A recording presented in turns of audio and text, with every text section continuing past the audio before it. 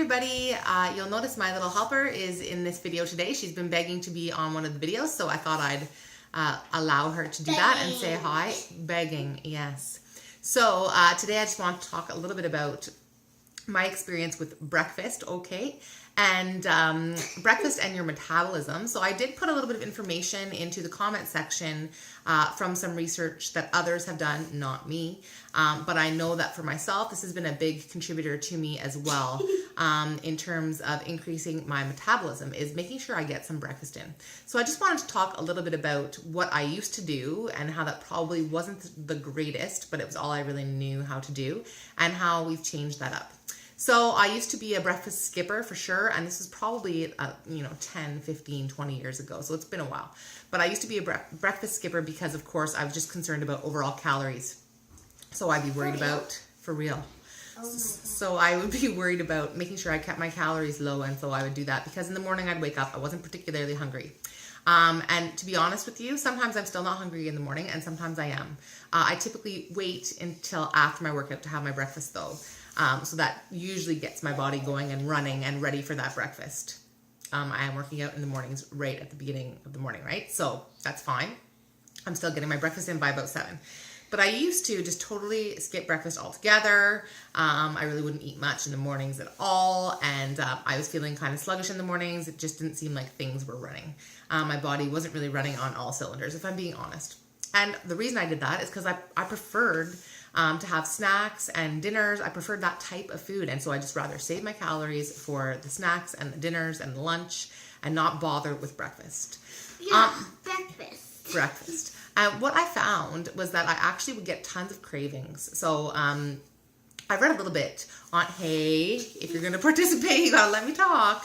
I've read a little bit about from some different trainers like Jillian Michaels and those types of people, and Autumn Calabrese, talking about how if you don't fuel yourself properly throughout the day, you're going to be ravenous at night. And I do know after the fact, right, hindsight 2020, that I did feel super hungry at night, and I would eventually end up binging or eating too much late at night. That wasn't conducive to weight loss. So I don't think I was really saving any calories, right? So I wouldn't eat that breakfast smoothie or yogurt or oatmeal or whatever. So I'd save myself, 200-300 calories. And then at nighttime, I'd have an extra 500 instead because I was craving things and my body was undernourished.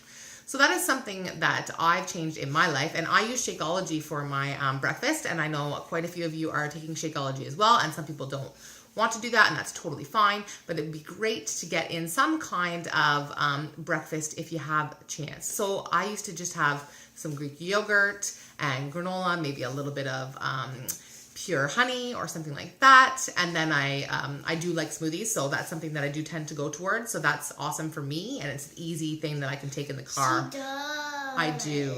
Easy thing I can take in the car on the way to work, which works as well from a convenience standpoint.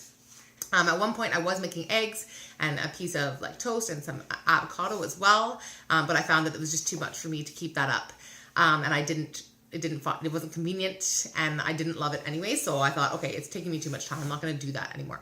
So you got to find what works for you. But I do know that having some sort of meal within a few hours of waking up typically gets the body going a little bit more based on the research. And again, everyone is different. So when I'm putting these suggestions out there, I'm putting out things that work for me. And I'm hoping people will comment and say if there's something that works for them.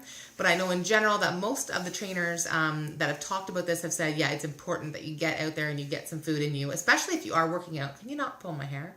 Thanks. Sorry. Especially if you are working out in the morning, and then if you're not eating after that, and your body needs something to recover with, right? So me working out at 6 in the morning, if I decide to skip breakfast, that's going to be a long haul until lunchtime. So I need that fuel in order to get me through. So I thought I would just talk about my experience with breakfast. Please feel free, if you have comments, leave those below. And I hope everyone's having a great time with the challenge, and great job on all the workouts. Everyone's logging tons. A lot of you guys are working out in the morning too, which is awesome. So have a good one, and we'll see you soon. Comment down below. Comment down below, says Emily.